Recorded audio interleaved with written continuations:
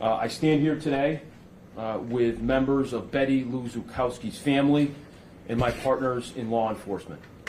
After 57 years, 11 months, and 6 days, we finally have answers regarding the tragic, untimely death of 10-year-old Betty Lou in 1966.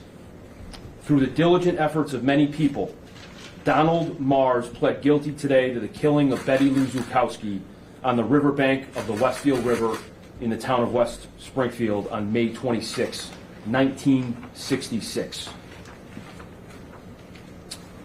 The Hampden District Attorney's Office is dedicated to justice for all victims and their families.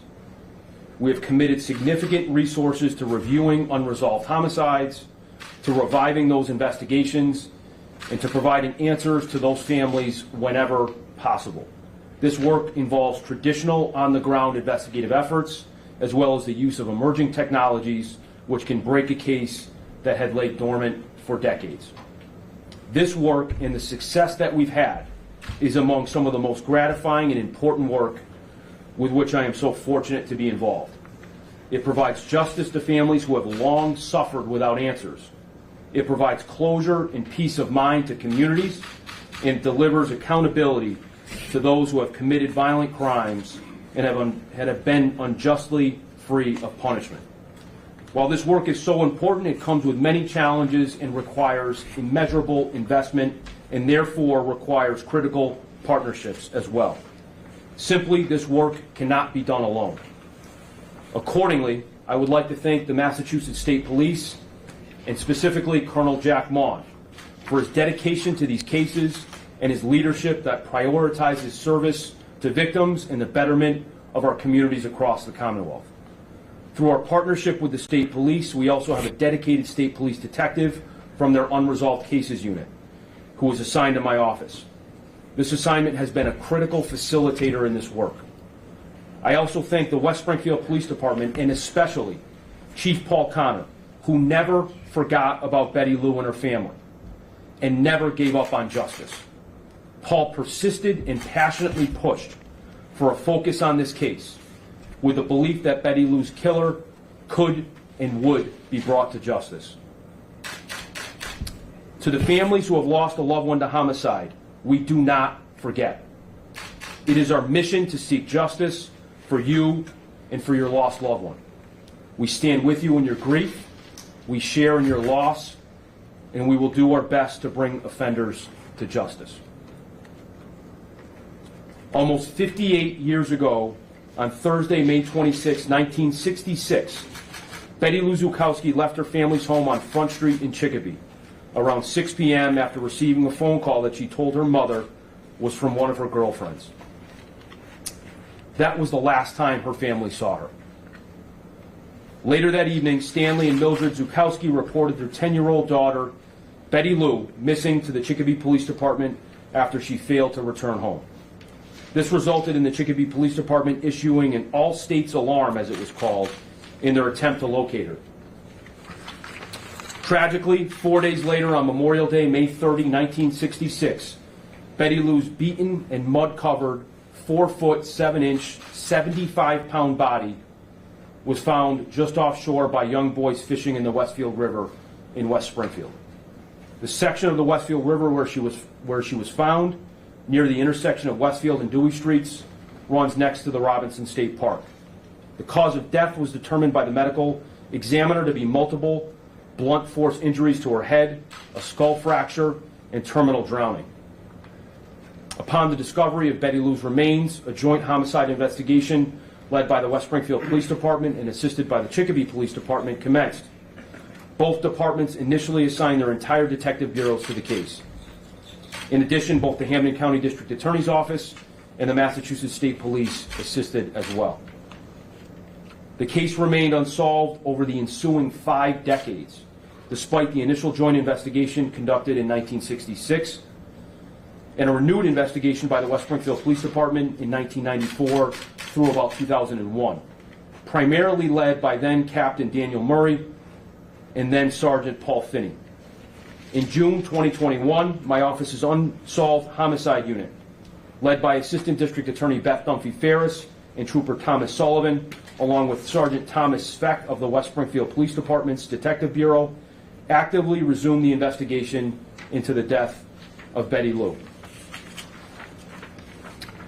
At the time, media reports describe an intensive search along the shore where Betty Lou's body was found, as well as divers searching the river for any clues. Detectives interviewed family, friends, and classmates to determine who Betty Lou may have met up with at the time of her disappearance. Investigators believed Betty Lou knew the person who killed her, otherwise she would never have left her home after receiving that phone call. They theorized she met up with this person and ended up in West Springfield after riding in a vehicle operated by a known person. According to media reports, no significant leads were discovered in the days following the discovery of her body.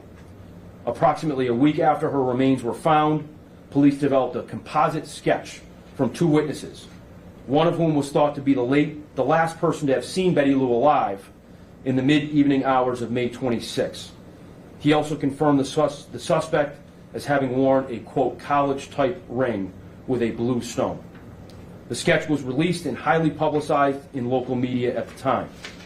The release of the sketch led to investigative tips, but none to the identity of her assailant. From there, the case went cold. More recently, Trooper Sullivan and Sergeant Speck reviewed all witness statements and, where possible, re-interviewed individuals who gave statements at the time. Most notably, investigators re-interviewed several key witnesses. One thought to have been the last person to see Betty Lou alive, the defendant's ex-wife, and Donald Mars's mother. The current investigation realized that in November 1997, in fact, investigators of the West Springfield Police Department received information from multiple sources that linked Donald Mars to Betty Lou's killing. Although several witnesses were interviewed, their investigation did not lead to the arrest of a suspect around that time. In '97, detectives of the West Springfield Police Department showed a witness approximately 30 yearbook photographs that had been copied from the 1967 edition of the Chicopee Comprehensive High School yearbook. The photographs included a picture of the defendant, Donald Mars.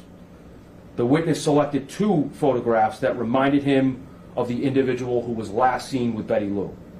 One of those photographs selected was the defendant's senior year photograph.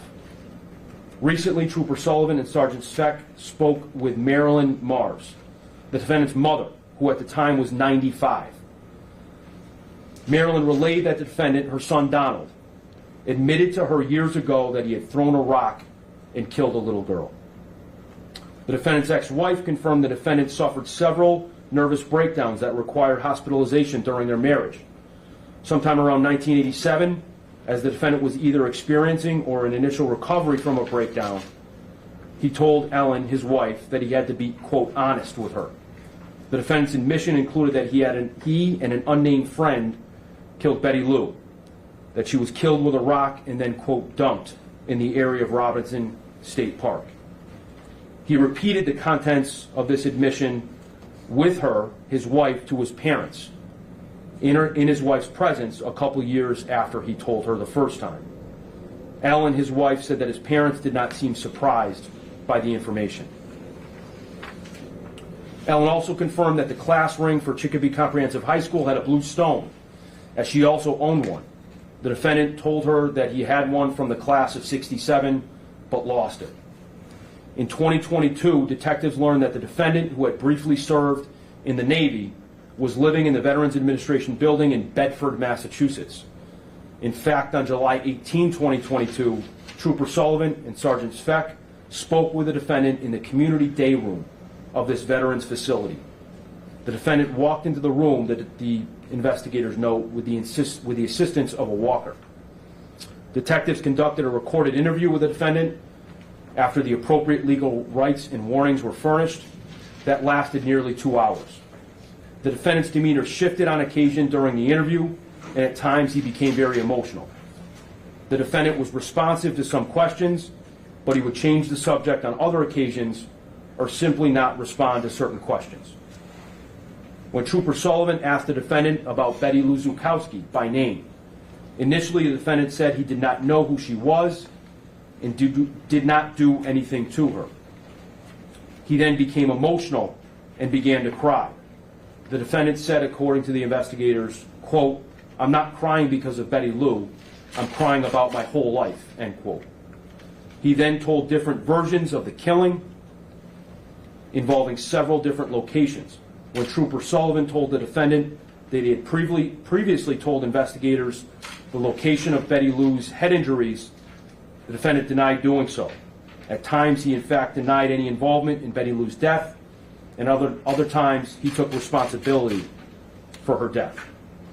At one point, the investigators note, the defendant's mood changed considerably, and he said, quote, that she hurt him more than he ever hurt her. Trooper Sullivan asked the defendant at that point what he was trying to say, and Mars said, quote, "I'm not sure." The defendant then, in a wrenching moment, without prompting, from the investigators, acted out the crime. He stood up, hunched over, and made a striking motion downward 4 times with his left arm, and then admitted that he hit Betty Lou with a rock. He sat down again and became very emotional, sobbing loudly. Trooper Sullivan then asked the defendant whether the rock was, quote, "a little bigger than a softball," and the defendant replied, yes. The totality of these facts supports a finding that on May 26, 1966, the defendant, Donald Mars, aged then 17 years old, while acting alone, caused the death of 10-year-old Betty Lou Zukowski when he repeatedly struck her with a rock to the right side of her head, causing multiple blunt force injuries, both external and internal, and when disposing of her body in the Westfield River, believed or should have known that would cause terminal drowning.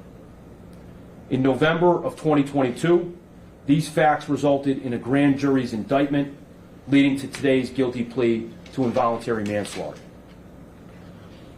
I extend my thanks to all the investigators from the Chicopee and West Springfield Police Departments and the Massachusetts State Police Detective Unit assigned to my office, who have been involved in this case since 1966. Further, I would like to highlight the intensive investigative efforts in 1997 and thereabouts of the late Captain Daniel Murray, retired Sergeant Paul Finney, and Detective Thomas Caney of the West Springfield Police Department, whose diligence and commitment to Betty Lou developed strong evidence that allowed this case to be brought forward today. As was made clear, much work was done in the last couple of years. This work was done by a team of intrepid and resolute people. Those people deserve my thanks and the community's admiration. Assistant District Attorney Beth Dunphy Ferris, Massachusetts State Police Detective Thomas Sullivan, and West Springfield Sergeant Tom Speck. Without them and their unique skills and passion for this work, we would not have solved this case. Again, I thank you. Sadly, Betty Lou's parents are deceased and are not able to see Donald Mars answer for the brutality he inflicted upon her. However, my office has been in contact with Betty Lou's extended family members, one of whom was a pallbearer at her funeral in 1966, and I'm honored to be joined by 2 of Betty Lou's family here today. I thank them for their patience and support through this process as we work to bring this case to a conclusion. Their support means a great deal to all of us. While neither solving this case nor any punishment of the perpetrator will give Betty Lou a chance to live the life that she so deserved, I hope that today represents a significant step for her family in their mourning and how they are able to memorialize her so many years later. Today marks another milestone in our unresolved case work. Even 58 years later, with dauntless commitment and painstaking work, justice still arrived upon the offender and serves, we hope, to provide some closure to the victim's family. While our fidelity and effort towards our mission of justice will never abate, today furnishes us, and I hope all families of homicide who are today without answers, encouragement and faith that no matter the time that has gone by, truth and justice is within reach. I thank you, and I'm happy to take any questions. Over the course of this cold case, when investigating it, when you get to the point in 2022, was this just a point where technology and DNA evidence had developed, or was this just good old-fashioned police work that got this answer? Yeah, it was the latter. We've solved, several cold cases with varying technologies and tools. I think throughout all those solves, good police work, grit and commitment and hard work by investigators has been a part of it. But in this case, in bringing justice for Betty Lou's family and convicting Donald Mars, it was really the hard work of investigators, specifically Tom Speck and Tom Sullivan. How old is Mars now? 75. And Thank you, Bill. did he know Betty Lou? If so, how? There was some notion that they had met a couple of times before. There was a place in Chicopee called Ciano's. It was a pizza shop where people in their teenage years hung around at night. There's a belief, while not a part of the specific facts necessarily, that they had met there and ended up where Betty Lou was killed. We had multiple witness accounts at the time and in years past, and many of those witnesses have expired now. So some of that information wouldn't be something we could represent to the court, but there was a belief that they might have known each other for some period of time prior to that fateful day in 1966. I'm curious, with the knowledge that Mars may have told his family throughout the years in this almost 58 years since, there's no way to incriminate the family, or is there any message to people that if they do hear something like this from a family member or from a friend, they should be coming forward? Many, if not all, those family members are deceased. I believe Mr. Mars's mother just died recently. So we did not really consider and will not pursue any criminal charges if any were provable.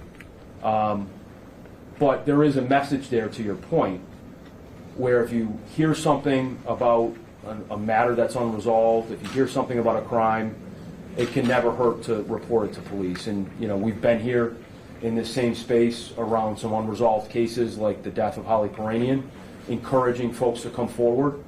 So certainly that's an important message that I think we can take away from these facts. So yes, if you know something, say something to police and let us pursue it. Had she been sexually assaulted? I'm not going to comment about that right now.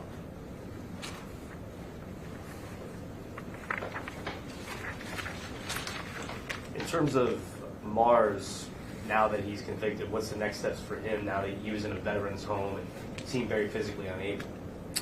Yeah, I'm not sure what his plans are. Obviously by his posture in court, some health issues there, but we're pleased with the sentence. It brings closure, it brings justice, and his next steps are only known to him. What is the sentence? It's very specific. There's a probation sentence and direct time, much of which he's already served while in custody. We can provide those specifics. There's a number of days attached to it in a probation sentence, the details of which I want to be very precise about, and we'll get that to you. I'd like that, yes. Sure, Jim.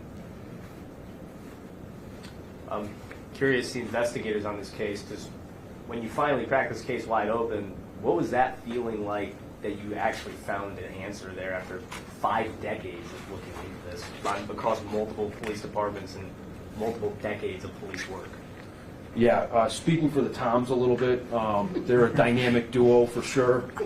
And when you see this success, certainly in my experience in past cases, you get investigators who get along and maybe complement each other's strengths and weaknesses. And certainly with Tom Speck and Tom Sullivan, they were an incredible team. So I can't necessarily speak for those moments. I remember conversations with Trooper Sullivan after he came back from that interview with Donald Mars, in which Donald Mars acted out the crime. I think Tom represented it as chilling. So when you realize you're getting to that point, There's a lot to consider. There may not be a specific moment when you know you're going to arrest someone or you know there's going to be a solve, but the process is exhilarating. And so much work goes into these cases, especially a case nearly 58 years old. You know, you stand on the shoulders of other investigators who did the work, those who really sought to solve a case. So, you know, these investigators, I'm sure, were thrilled. I know I was thrilled. Our team was thrilled. And some of the best moments are when you get to inform a family that there are some answers. So I think we all feel very fortunate to be here and to have done this work and to bring justice and to get to this point where there's really kind of a conclusion. He pled guilty and he took some responsibility for it. I'm curious if the family is willing to answer questions. They're not they're not interested in doing so, but they appreciate your coverage of the case. Can we get their names? Sure. Pam O'Connor is to my right, and Fraser Pajak is here, and they're both cousins of Betty Lou. Of the spelling at some point. P-A-J-A-K. Fraser, F-R-A. C-E-R. And the other name, him? O'Connor. O-C-O-N-N-O-R. And the first name? Pam. Pam, thank you. Thanks, Jim. Thank you. Any other questions? I thank you for being here, and I thank everyone who made this happen. Thank you.